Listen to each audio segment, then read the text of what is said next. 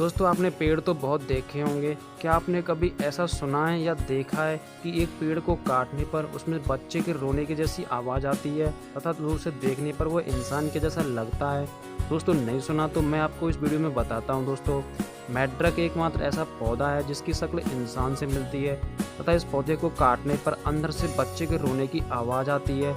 दोस्तों ये पौधा अफ्रीका में पाया जाता है। दोस्तों ये अमेजिंग नॉलेज आपको कैसी लगी चैट सेक्शन में ज़रूर लिखें। दोस्तों ऐसी ही इंटरेस्टिंग वीडियोज़ के लिए चैनल को सब्सक्राइब करें, वीडियो को लाइक करें, दोस्तों के साथ शेयर करें। थैंक यू दोस्तों, बाय बाय, मिलते हैं अगली वीडियो में।